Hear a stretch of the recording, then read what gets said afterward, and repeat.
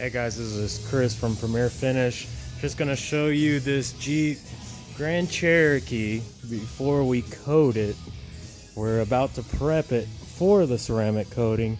I get a lot of people that think just because the car is brand new, it doesn't need anything. That's not true. Usually they need a clay bar or a polish, sometimes a buff, and I'm gonna show you real quick why. And a lot of people need to start looking at their cars when they buy a new car. Look at this hood. You can see all the scratches that are gonna need to be buffed out.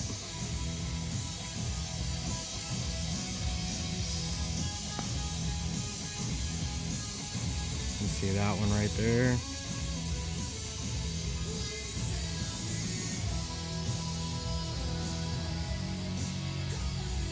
See some of these.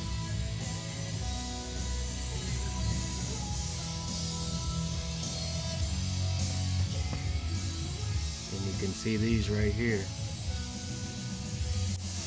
I'll show you real quick that this thing legitly only has 200 miles on it.